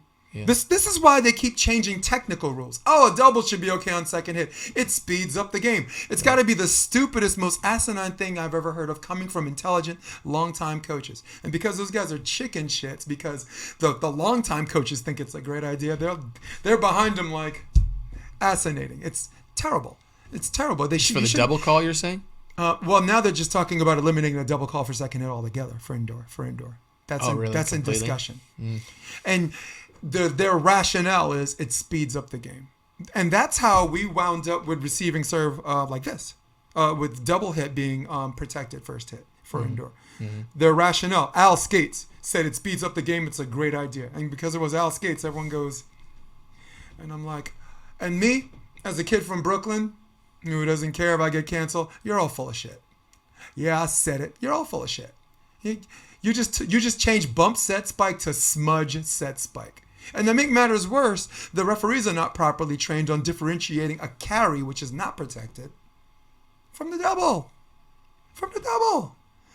Going to ace rules. We're going to ace rules. You ever Yes. play ace down here? I'm sure. You ever play ace? You know what ace is. Greg, if you know Greg Faulkner, you've played ace. There you go. Or Gustavo, right? Who's Right. Dane's assistant at USC. Landon. Yeah. Landon's the Landon ace just made it. king, He just dude. got a name drop. That was good. Yeah, so big up to Landon, who goes to Tower 12 on Thursday, stays up all night, and then eventually rolls out, and then plays ace. And play some funky music in the interim too, I believe, Yes. right? Yeah. Yeah. Yeah, that's where me and Greg go. We go to Tower 12 on Thursday. Cause it's karaoke night, and Greg's a great singer. Oh shit. Greg's a great singer, and me, I'm just the boss. You're just a boss. You like to sing too? Yeah. Oh, I was gonna ask you earlier. Yeah. Someone I do asked too. me- Only in the shot. You know. I'm a little like, Someone's like, Someone asked me what my go-to song was. I'm like, I don't have one. They're like, no, seriously. I'm just like, no, I don't. I could just whatever I want to sing that night. Like, Nice. a couple of nights ago I sang Michael Bublé, Feeling Good. Nice. Last Thursday I sang Sweet Transvestite from the Rocky Horror Show. So Nice. That's awesome. yes. So That's awesome. a question. Here's another volleyball question. Mm-hmm. Should a block still count as a hit? I kind of liked that rule. It was funny. Avery and I played in a tournament FIVB when they were toying with that, where we went and we Right. played with the 4 touches. We played all the way through, and we had to practice with it. And once again, I thought it was kind of fun. I thought it was cool. Awesome. I almost think though that it takes away, for me on a selfish level, it takes away for the defender, when there's extra touches, right? It gives the bigger guys more chance to get back in system. You know what I mean? Like where they can just kind of like, okay, they got a touch and now they can get back into it. Where like for me, like the on 2 touch off of a block, I feel like is a strength of mine. And it feels like really like I can deliver this, and it would take that part away from my game. Right? 100%. It would take it away. I think it would, but it still sounds fun. It sounds like a fun variation. Like learn how to do that and like open your mind to trying that. Who's the next big blocker going into 2024? Oh wow, there's a few. Okay, We know that's a great of a question. few that left. Yeah, So right. I mean, Andy Benesh is an obvious answer, right? Andy. Yeah, great guy too. he need to call me back. Said he's gonna come on the show, Good. but I'm think not you'll trying get to out him or nothing. But I think you'll get him. yeah, Andy Benesh. I think a guy like James Shaw has a ton of potential, right? But he's had some injuries and slow, just a slow roll of getting on the sand full tilt. But 2024 is pretty close, right? So that would be a quick one, but definite possibility with the talent level. Who else do you think? Well, I think of the next one in my mind. Do you have anyone else in mind? Like, there's not. Okay. I mean, can I drop something here? Please. Chase Budinger. I feel like I've been training with him in the off season here, and I still see an immense amount of capacity for like him to even take off more. Like, and it's kind of scary because he plays like a little guy in a big man's body. He does some of the things he does of changing tempos of how he's swinging and shooting. Feels like going against a little guy that I'm like, oh my God, this guy's 6'7", and he can still blast, but he's going up and like having the latest vision possible and hitting a shot. Like, it's a different level of athlete than we experience in our. And if you look at that man's energy efficiency, he can do this the next 10 years at the same level. Yeah, he doesn't. You've never seen him. I watch that guy train all the time. Totally. He doesn't train like a basketball player. Those guys, no, I mean short, long. They're basically indoor volleyball players, right? We train like idiots. They don't even teach us how to land. Okay, teach us how to jump. Fine. How the hell Reed Pretty even got at age 38 and is doing the things that he did is just amazing. But I like Chase. Chase is a great. The reason why I asked that because that's a good, interesting question, but it's also a concern for if we're gonna have this blocker back row system all the time for every case. I mean, try and Trevor. Right. Trevor's not even labeled undersized because he plays big. How tall is Trevor? 6'4". Yeah. Nobody says he's too little because he's an athlete. Right. Andros Mull's like 6'6", 6'7". Yeah. Best blocker in the world. Right. Stoyanovsky, I mean, can't teach height. It is what it is. Right. I'm not even going to ask you on the future diggers because the future, my man, is you. So we just going to skip. There's a lot of damn good ones out there too. Yeah, we're just going to skip that. So what's one thing in 2016 up to now that you showed out of the 6 fundamentals, blocking, digging, hitting, serving, setting, and blocking. There are 6 of them. Which one is that you showed significant improvement in? Let's see. And in what sense? Like if your serve receive got better, is your hold better? Is your straight and simple better? Your one move to the ball, instead of 2 moves, because you got mad skills. You could probably do 2 moves and not even know until they level up. I love the reflection here. I would say I've probably gotten better in. I'd say offensively, just the consistency of side out, and in the highest level of that, not being just kind of wildly flying in, wild arm, and just going and bashing a ball, which is still in the arsenal. But I'd say when it's more controlled and when I'm really like in the sand and like it's in the groove, it's the flow of being able to side out 8, 9 out of 10 as a little guy and feeling like consistently being pretty darn close to that. So I'd say that over time just kind of grows the confidence level of receiving and being able to side out at the highest level, which has fallen off the last couple of years, I'll be honest, because I haven't trained as much with the COVID and all that kind of stuff. Right. But to get back to that, I'm excited to get back to that side out level that feels like serve me the ball, I'm ready for it. How much does mental visualization and physical vision have to do with that? So that's an interesting one for me because I came on with all pure feel. Like what I played over the years, I'd take a little bit of a look, but it was mostly peripheral vision and being, like if I was going to shoot, kind of more of feel and making my shots crisp enough and good enough and showing swing first and having people think of me as swing first guy. I'm going to hold in the pocket. This guy could blow off my damn head because I feel like I got a good arm on me, and then shoot and cuff away from that. And to almost feel like, hey, I'm and I'm giving away some of my secrets here, but I don't really give a shit, is like wherever the blocker is following me to be showing and to feel that and make late decisions based on blocker and trusting that my pace of ball when I'm swinging can beat defender. Yeah. Right? And not trying to worry about all of it, because I think when we go in and we worry about absolutely all of what's happening on the other side, we're giving way too much of our power away too early. Agreed. And you also suffer from paralysis through analysis. Yeah. For the people listening at home, paralysis through analysis is when you're taking in so much information in real time that you can't do shit. It's bad for volleyball players. It's dangerous for mixed martial artists, and then it gets you hurt on the reel. And the reason why I asked that is because I speak for you where I don't use the term undersized as an advantage or a disadvantage is not even in the conversation, because there are just too many examples that there's so many examples that undersized is not an outlier anymore. Right? Bruno Oscar Schmidt, right, won the gold. He won tournament MVP. He's graciously listed at 6 feet, shorter than you are. All right, Guto, Alvaro. Right, then of course you got this Evandro 6'11" playing back row D or whatever, but Carambola, right? Dude doesn't even work out. All right, so right. Then the Christian Soren doesn't even have a tan. I don't use that as I don't like using the term bullshit excuse, because that's not what I'm talking about. I'm just saying it's not like undersized is not in the conversation unless it has to be a conversation.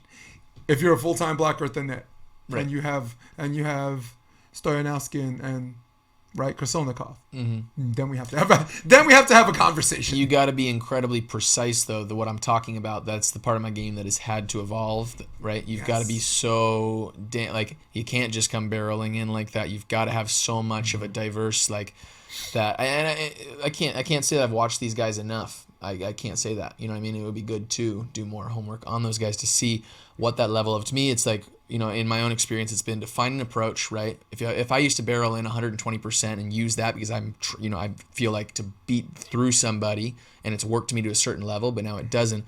It's that the 2 years of, okay, can I be strong enough mentally to work on this in these situations of using my vision and getting more comfortable with getting dug, not making like being more of like 5 or 6 out of 10 for a month. You know, as opposed to what I'm comfortable at 7 or 8 or 9, what it feels like more of like the higher, the higher level.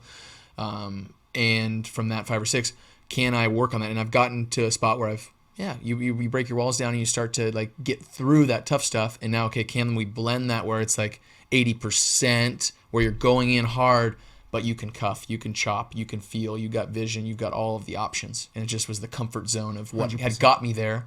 And then, I got to grow to get to the next level. I can't do this over and over, but not lose myself of what was so effective for me too. Because there's 100%. times when use your arm, get yourself out of trouble. Yeah, don't be thinking that's what gets you some points, right? Yeah, and right.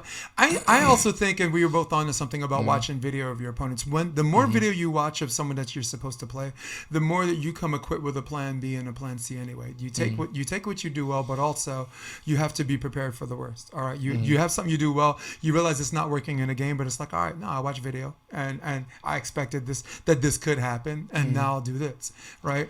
I want you to watch so much video or take in small patches where you can take it in and compartmentalize it. I want you to do that to a point where the other team is like looking around the crowd to see if someone's giving them signals like this guy's blind. You know what I'm saying? Is he? I want players to think you're cheating. Because I want you to know what they're gonna do when they're doing it. You know, like, That's I mean, that's all I got to say about that. I so many examples I can give because I don't honestly, between you and me, that's how I made my money. Only Rich Lamborn, really, as far as watching video and knowing how to break down. Only Rich Lamborn is, I had a little bit of a conversation with him, and I saw the Wex podcast with him. He's sitting there laying in his bed. I'm like, you ain't coming on my show like that, boy. But he's laying in his bed the whole time on the podcast. I'm just like, fuck is that, dude? But only that guy rivals the time I put in the video room. Only that guy. Yeah. And I mean. I know there's some D1 coaches out there that feel self-important. What about that guy? No, nope, none of you. In my heart of hearts, I believe there's no one better than me as far as doing that. Nice. Cool. But of course, I ain't got to play. But yeah, I might play next year. You might? Yeah. Nice. My club. I'm with LA Volleyball Club, and we have a personal trainer, like a fitness guy. Right. And he's working on. I'm on his diet and his workout plan that is repairing the damaged cartilage in my knee. Not the missing one. Cartilage is gone, it's gone. But there's certain foods that you can eat that helps in time repair as long as you stretch and this and that. Nice. And it's worked for some people. No cadaver surgery. And I might just play. I'm 51, but I want to play one more before I can't move around. Good. Greg said he's down too, so. Faulkner? Yeah. There we go. That's one thing you thought you did well, right? Right. What's one thing before we go? Because I know we got places to go.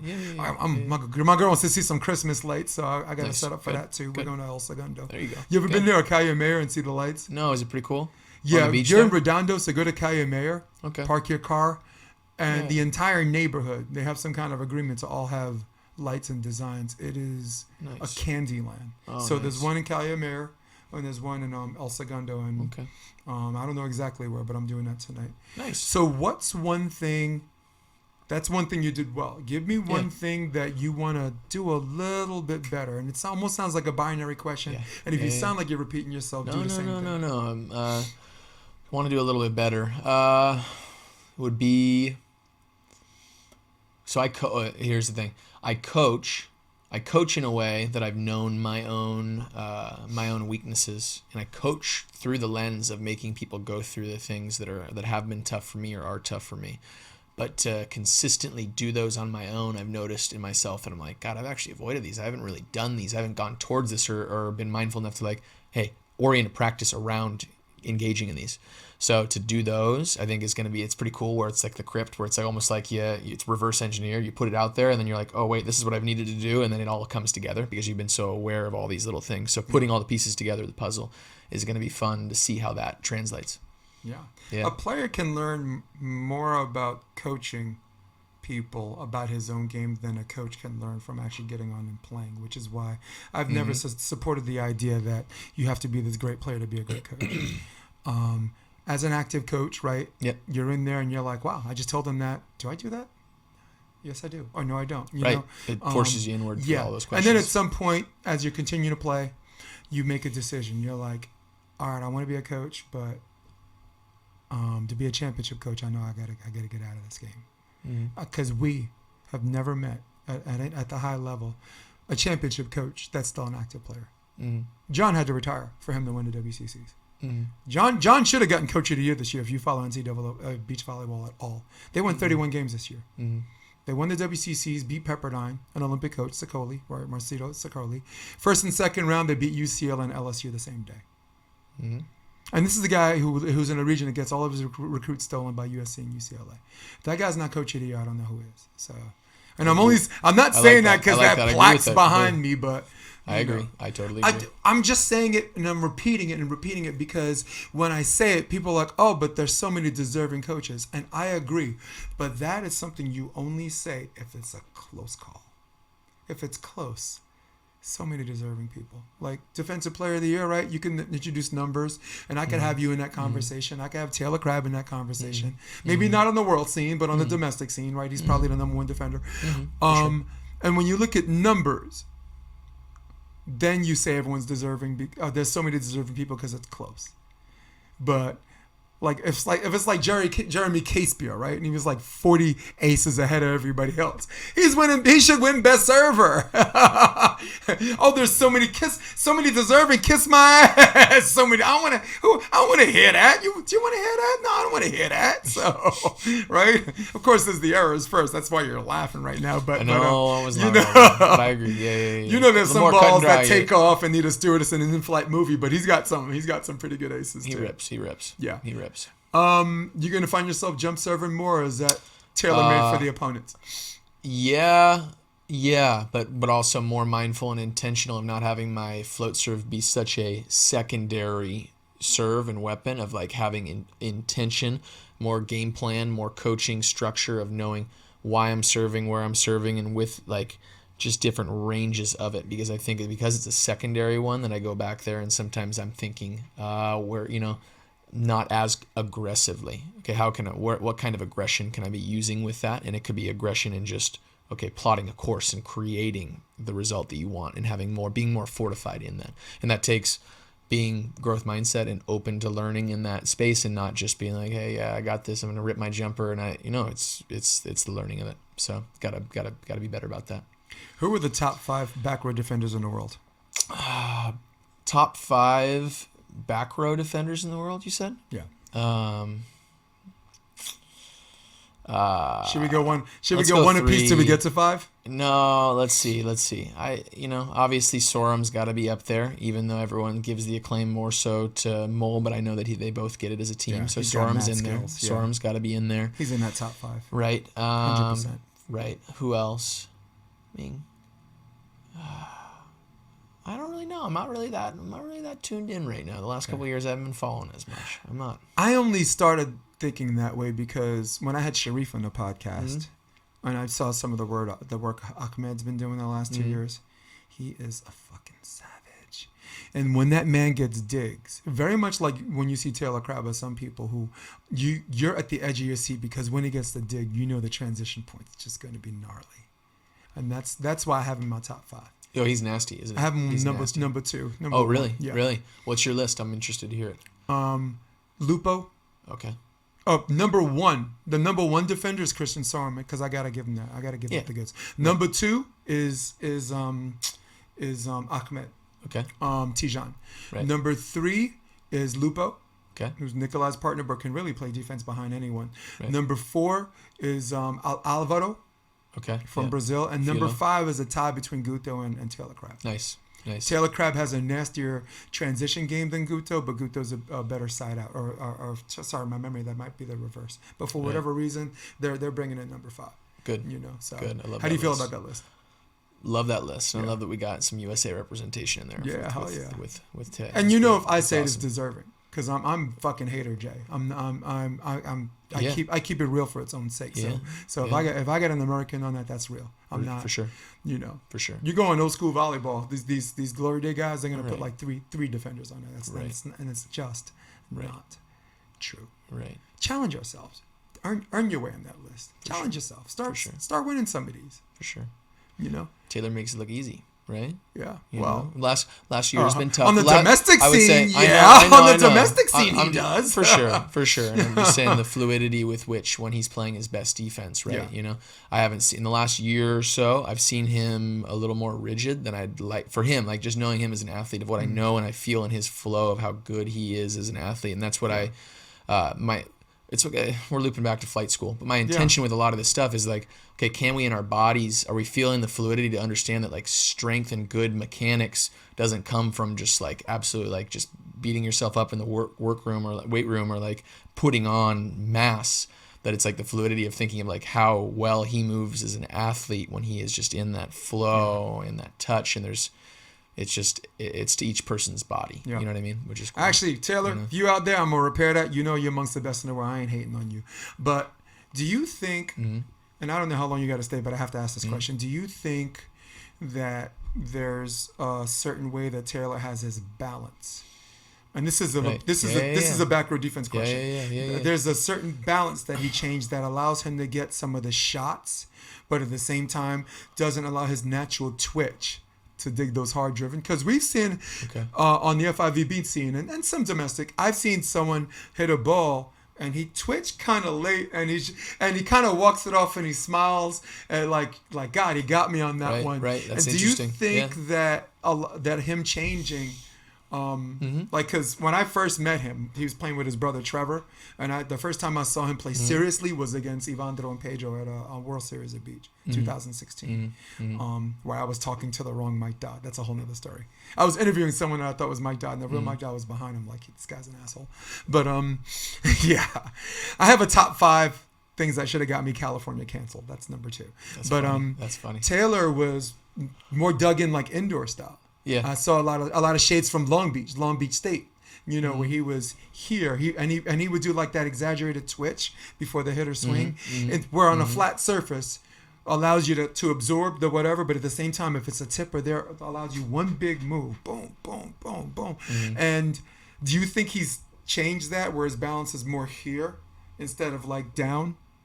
Yeah, I think anything that's like structured for him is probably getting in the way. Yes. Damn, we could close up shop on that.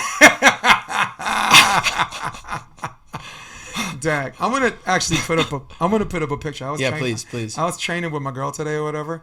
I also have a Mission Beach did a nice tribute video for you. Really? You and Avery Dross, and I wanted to show like No, I've seen that. too. Are you saying from the back? Yeah, cool. Love that. So actually, where is it? Where's the picture? This one right here. Told you it's hot in here. Yeah. This is this one on transition. So basically, it's dig the first one out of the middle. Run down the pass for the second one, like stay home after the dig. Run down the second one. If you dive, got to get back up. Transition set, boom. So that's what we were doing at the end of the day to finish, and that's wifey right there, just killing it. She's a goofy foot too, so the mechanics look kind of different, like the jump and landing. She has a lefty approach, so that tells you everything you need to know about that. Yeah, nice. But before we go, I wanted to show a little bit of this Mission Beach thing. I had it on my YouTube thing. I think you were playing with Avery Drost. Who did you finish third place with? Avery. We had some good moments. You did? We did. Yes. Nice. Good stretch. Shit.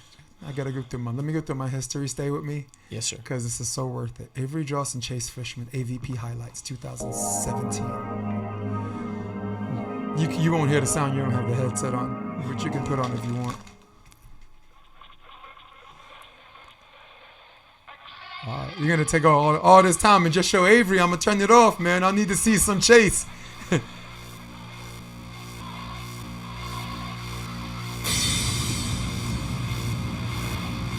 Oh, the chest dig. Get out. That was pre-slumps right there. Yes, the basket catch.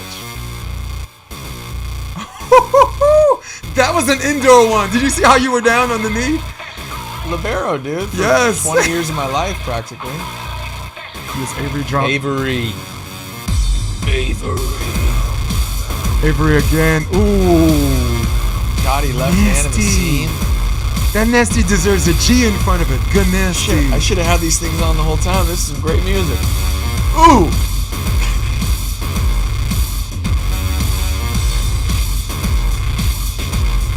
Oh, come on. Stop. If it's up and down, you're getting it.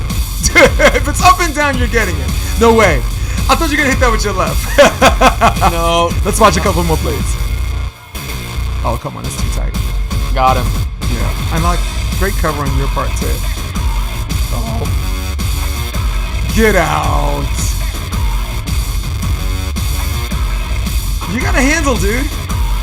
Thanks, bro. You got a handle. Thanks, bro. Your default swing is fast. That was your default swing. Handle, that's what you call it? I Yeah. gotta catch up with the lingo. I don't know. I haven't been in Brooklyn in too long. I just made that up. Don't use that. Don't use that. I'm just Headphones. dude. I'm just the guy with a Yankee hat, man. Don't do that. Handle.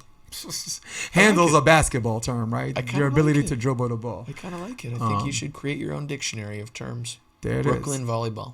And so look, at some point you got to come back on because we still have some of those fun volleyball questions that just woke both of us up. Oh, really? Yeah, Are I there love more? the volleyball questions, like the 2-point stuff or whatever. That They're was still fun. they were still coming in. Right. Whatever, and I printed a lot of them because a lot Nice. of people knew you were coming on. Rad. But yeah, at some point I gotta go see some lights. You gotta go take care of your business. In Yes. fact, before you go, tell people. Let's say I'm a fan. Jay, I want to know more about Chase Frishman. I want to know what kind of business is in. I want to know. I got a fan question. How can I get in contact? I want to be down. I want to be down with the Chase crew. How do I know? Where's Chase at? Do you have a website? Do you have a Yes. Insta handle? My website is chasefrish.com, and on that I've got Flight School, which is our traveling clinics, which we're traveling to different clubs, different facilities nationwide, like going to be out in Colorado right after the holiday here. So if you're out in Colorado, come see us, come say hi. I'm working with Emily Stockman, and it's supposed to, I'll be working with a lot of the other AVP pros and my buddies. Hopefully Hopefully kind of Nate- joining forces Wish together. Nate Yang would be out there. Nate Yang will probably be out there, yeah. But just in general, across the country with that, follow our journey in that, and it's called Flight School. You can follow that on Instagram, and I'm Chase Frisch on Instagram as well. So, hopefully just have a great year. We'll see this tour. Thank you for having me on. Pleasure's all mine. Again, we got to do this again. Yeah, Nate appreciate Yang it. also was Endless Summer, along with it was Jeff Samuels, Nate Yang, Right. Andrew Dentler, Oz Borges, who's a Cuban Oz. guy, I who's know a Oz. fucking savage of a coach. Is he? Oh my! He's Really? he's old school, so you got to be able to tolerate that guy. Yeah, If you knew, you might not. He might not be your guy, but Right, he was one of my mentors Right. as far as transitioning to Full Beach. For sure. So him, Mayer, and a couple of other people, Deron Forbes. Wonderful. I know Ron too. Cool. Yeah, man. Awesome. So, all right. So, guys, listen up. Chase might love you, but I can't stand you. In fact, I'm out of here, all right? So for all of you at home, for all of you at Starbucks, for all of you on your iPad, Droid, iPhone, for all of you on your desktop, who runs the world? Old school. For my man, Chase Frishman, I'm Jason DeBias. Stay with me. I'm going to hit my music. We're out. Come check out the Option Podcast on optionvb.com. It's also available on iTunes and Spotify and on YouTube under the NY Varsity Sports handle. You're going to love what you hear.